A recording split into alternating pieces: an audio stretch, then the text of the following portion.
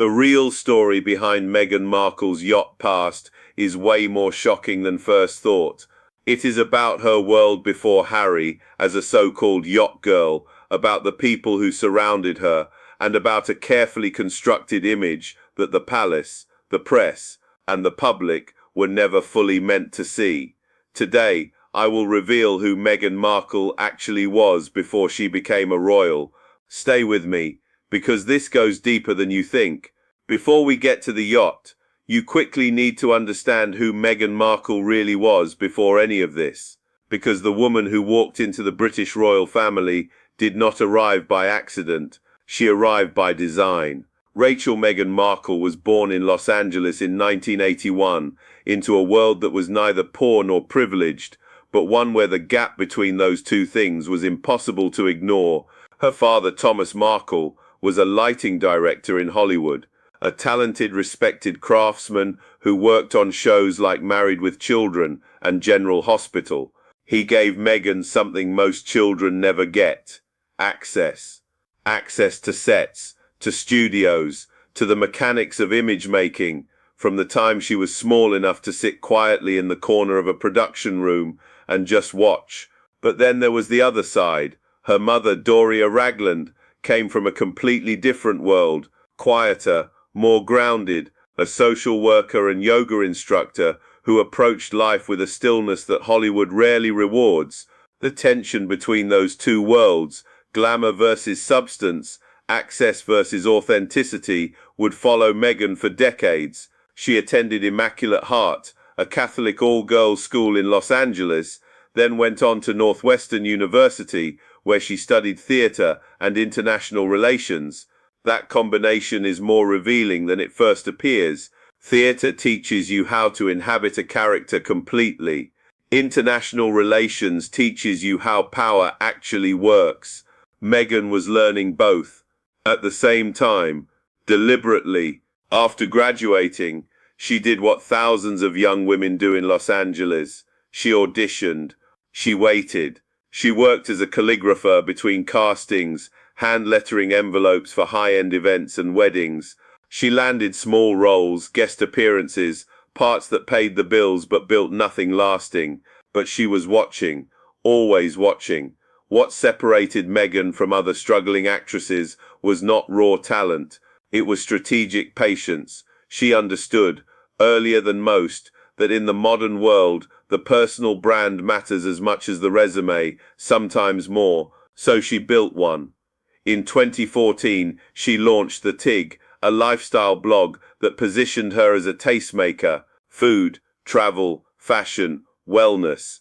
The aesthetic was aspirational but approachable. The tone was warm but curated. It was not accidental. Every post, every partnership, every carefully selected image was part of a larger project, constructing a version of Meghan Markle that was ready for a bigger stage. She just hadn't found that stage yet. But she was looking, and she was moving in circles that made finding it far more likely than most people realize. Now here is where the story gets complicated, and where most people have been told only half the truth. The yacht photographs. If you have seen them, you probably remember them as something vaguely scandalous. A young woman, not yet famous, on a luxury vessel somewhere in the Mediterranean. The images circulated online before her relationship with Harry became public, resurfacing periodically like clockwork whenever the tabloids needed a narrative reset. But the framing was almost always wrong. Here is what actually happened. In 2013, Meghan Markle attended the Monaco Grand Prix as a guest of Darren Metropolis, the American private equity executive and co-owner of Hostess Brands, the company behind Twinkies. Metropolis was young, wealthy, and socially connected in exactly the kind of circles where Hollywood meets finance meets European aristocracy. The Monaco Grand Prix is not simply a race. It is one of the most exclusive social events on the planet, a week-long gathering of billionaires, celebrities, royals, and power brokers, where the racing is almost secondary to what happens on the boats moored in the harbour. Meghan was there as a guest, not as a model, not as an escort, as a socially connected young actress who had been invited into a world that many spend their entire careers trying to access. But then the photographs were taken, and the context was stripped away almost immediately. What the tabloids presented as something murky was, in reality, a fairly standard feature of that particular social universe: wealthy men, their networks, and the ambitious, talented people those networks attract. What almost no coverage ever mentioned was who else was on those boats that week. Politicians, executives, hereditary aristocrats, people whose names appear on the boards of major institutions. Meghan was not an outlier in that environment. She was a participant in a world that has always operated this way, quietly, expensively, and almost entirely out of public view. The reason the photographs attach themselves so specifically to Meghan, and not to the dozens of other guests present that week, is itself a story worth examining, because once she became Harry's girlfriend, she became the most useful target in that room. Retroactively, there is also something important that almost no one reported at the time. Meghan had a boyfriend during this period, a serious one. She was in a relationship with celebrity chef Corey Vitiello, which began around 2014 and lasted nearly 2 years. But her presence in Monaco predates even that relationship, placing her in that social world as a single woman building a network, which is entirely unremarkable for someone at her stage of career and ambition. What is remarkable is how effectively the images were later weaponized, not as evidence of wrongdoing, but as suggestion. And suggestion in the tabloid economy is often enough. But the Monaco trip was not an isolated moment, and that is what makes this story so much more interesting than the tabloids ever told you. Meghan's social world before Harry was populated by a very specific kind of man, not celebrities exactly, not politicians exactly, something in between, men who existed at the intersection of serious money, cultural access, and discreet influence, the kind of people who don't need to be famous because fame is a tool they can simply purchase when required. One name that surfaces repeatedly in accounts of Meghan's pre-royal life is Marcus Anderson. Anderson is a consultant for Soho House, the members-only club empire that became a kind of second home for Meghan during her Toronto years while filming Suits. He is widely credited as one of the key figures who introduced Meghan to her inner circle, and crucially, he was present at the dinner in London in July 2016, where Meghan first met Prince Harry. Think about that. The man who facilitated Meghan's social world in the years before Harry was also, reportedly, in the room when Harry walked in. That is not coincidence. That is a network functioning exactly as networks are designed to function. Then there is the broader Soho House connection itself. Soho House founder Nick Jones built an empire specifically designed to put creative people in the same rooms as powerful ones, artists beside financiers, actors beside executives. The entire model depends on carefully managed access. Meghan was not just a member, she was, by multiple accounts, a valued and well-connected presence within that world. But then there were others.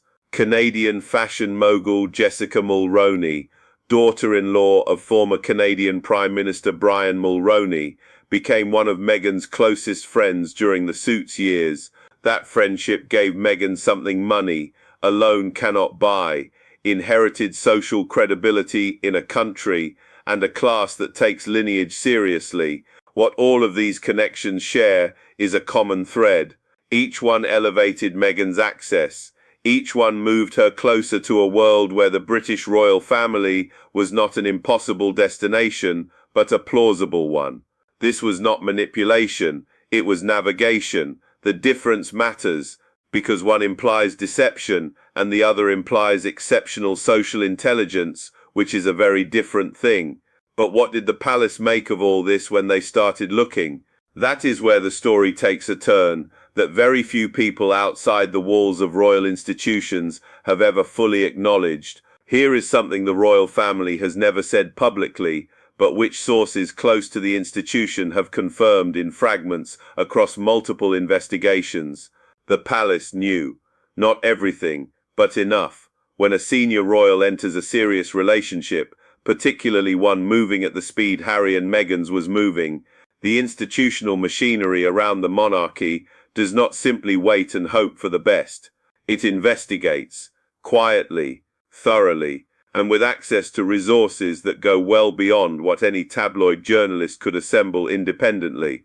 By late 2016, when it became clear that Harry's relationship with Meghan was not a passing attachment, the wheels of that process were already turning.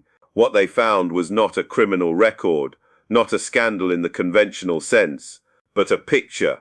A detailed, textured picture of a woman who had spent years moving with great purpose through some of the most connected social circles in North America and Europe. A woman whose network was sophisticated, whose image management was disciplined, and whose ambitions, by every available signal, extended well beyond a career in mid-tier American television. Sources familiar with the internal conversations of that period have suggested that there were voices within the palace, senior advisors, long-serving courtiers who raised concerns, not about Meghan's character necessarily, but about the fit. The British monarchy runs, in many ways, on a particular kind of institutional invisibility. The most effective royals are those who subsume personal ambition entirely into the service of the institution, who disappear into the role. Meghan Markle had spent 15 years doing the exact opposite, building a visible, personal, carefully curated public identity. Those two things were always going to be in tension, but then there was something else.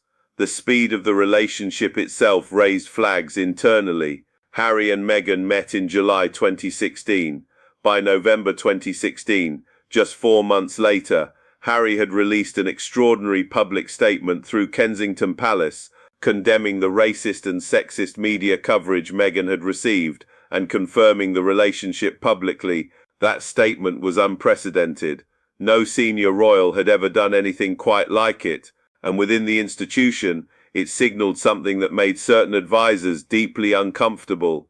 It signaled that Harry was already, 4 months in, willing to break protocol for this woman, willing to put her protection above institutional convention. That is a significant thing to signal so early, and the people whose job it is to think 10 years ahead, rather than 10 weeks ahead, took note of it immediately. But they were not the only ones paying close attention. Now, this part of the story is genuinely difficult to tell without feeling some sympathy for the man at the center of it, because Harry was not naive, not exactly. He was wounded.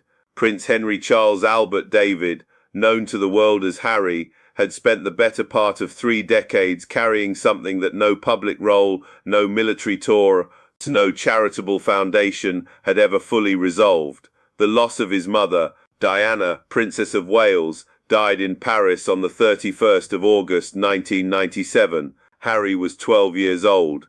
What has emerged in the years since, through his own interviews, through accounts from those close to him, and eventually through his memoir Spare, is a portrait of a man who never fully processed that grief, who was, in the language of the therapists he would eventually consult, emotionally frozen in certain critical ways. He was drawn, repeatedly, to women who offered warmth, directness, and a kind of fierce protectiveness. Meghan offered all three, but there were people around Harry who saw the situation with clearer eyes. Friends from his military years, long-standing members of his personal staff, people who had watched him navigate relationships before and who understood his particular vulnerabilities. Several of them, according to accounts from that period, raised questions, not attacks on Meghan's character, but questions about pace, about what was known, about whether Harry was seeing the full picture or a carefully curated version of it. He did not want to hear it. And this is where Harry's blind spot becomes most visible, not in what he failed to see, but in what he refused to look at. He had found someone who made the world feel manageable, someone who met his grief with action rather than silence, who spoke the language of therapy and emotional accountability that the royal family had never offered him. That was real. That connection was genuine. But genuine connection and complete information are not the same thing. And the people who tried to offer him the second, while he was fully immersed in the first, found themselves quietly moved to the edges of his life, one by one, until the circle around Harry contained almost exclusively people who reflected the relationship back to him in the most favorable possible light. But here is what almost nobody covered at the time, and what changes the entire shape of this story. By the time the yacht photographs began resurfacing in late 2016 and early 2017, a quiet but highly professional operation was already underway to manage exactly that kind of narrative. It did not look like damage control. It was far too sophisticated for that. What it looked like, from the outside, was a young woman finding her voice, stepping into her power, embracing a new chapter. What it was, in reality, was a carefully coordinated image transition, one that involved publicists, strategists, and a network of media relationships that Meghan had been cultivating for years. The TIG, her lifestyle blog, was quietly shut down in April 2017. The timing was not accidental. The TIG had served its purpose, establishing Meghan as a tastemaker, a brand, a personality with reach beyond her acting work. But it also contained years of content that could be mined for contradictions, inconsistencies, or simply unflattering juxtapositions with royal life. Closing it was a clean cut. Her social media presence was similarly pruned. Posts disappeared. Associations were quietly distanced. The digital footprint of Meghan Markle, ambitious actress and lifestyle entrepreneur, was systematically reduced to make room for a new figure entirely, Meghan Markle, future royal. The yacht story was handled through a specific and effective technique, not denial but dilution. Rather than addressing the photographs directly, the strategy was to flood the zone with counter-narrative, positive press, humanitarian work. The UN Women work she had been doing since 2015 was amplified. Her advocacy on gender equality was pushed to the front of every profile. It worked. By the time the engagement was announced in November 2017, the dominant narrative around Meghan was not yacht photographs from Monaco. It was a self-made woman, an actress, an activist, a biracial American who was about to make history as the first person of color to marry into the direct line of the British royal family. That reframing was a masterclass, but it also left certain questions about who Meghan had been, who had surrounded her, and what the full picture of her pre-royal life actually looked like, permanently unanswered. Not because the answers weren't available, but because the operation to move past them was simply more effective than the press's appetite to pursue them, until of course the marriage began to fracture, and old questions have a way of resurfacing when the goodwill runs out. So after everything, the Monaco photographs, the power brokers, the palace vetting, Harry's blind spot, the image operation, what does Meghan's yacht past actually tell us? Not what the tabloids wanted it to tell us.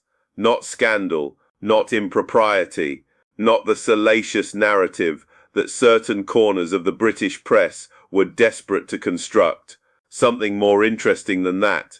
It tells us about ambition, real ambition, the kind that is strategic rather than reactive, the kind that understands that in the modern world, access is everything, and that access is built through networks, through presence, through being consistently in the right rooms at the right time.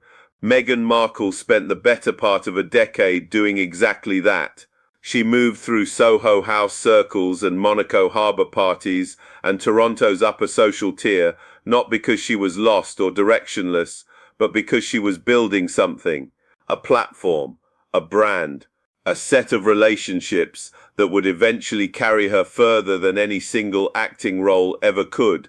The yacht photographs are not evidence of a dark past. They are evidence of a woman who understood, at a fundamental level, how the world she wanted to enter actually worked. But here is the more uncomfortable truth. The same strategic intelligence that built Meghan's pre-royal network is also what made her so difficult for the royal institution to absorb. The monarchy, particularly the British monarchy, does not reward personal ambition. It requires its members to dissolve into the institution, to become vessels for a centuries-old narrative rather than authors of their own. Meghan had spent 15 years becoming an author. She was not built for dissolution. And the collision between those two things, her nature and the institution's demands, was probably inevitable from the moment Harry walked into that Soho House dinner in July 2016. The Yacht story, in that sense, is a prologue, not to a scandal, but to an incompatibility, one that neither Harry nor Meghan, in the brightness of those early months, was willing to see, one that the palace, for all its vetting and internal concern, ultimately failed to prevent, and one that the press, for all its interest in the photographs themselves, consistently missed the deeper meaning of. The question was never what Meghan did on that yacht. The question was always who Meghan was before the Crown found her. And the answer to that question, ambitious, strategic, socially brilliant, institutionally incompatible, explains almost everything that came after. This story is not finished. Meghan and Harry remain, as of now, in a position that is neither fully inside the royal world nor cleanly outside it. The Netflix deals, the Spotify deal that collapsed, the memoir, the Montecito life, all of it continues to generate headlines, controversy, and sharply divided opinion. The yacht past did not define Meghan, but it did reveal her. And what it revealed, a woman of exceptional ambition and strategic intelligence, navigating a world that plays by rules most people never even see, is far more compelling than any tabloid version of events ever captured. So what do you think? Was Meghan's pre-royal life simply smart networking, or something the palace should have taken more seriously? And did Harry ever really know the full picture? Let us know in the comments below.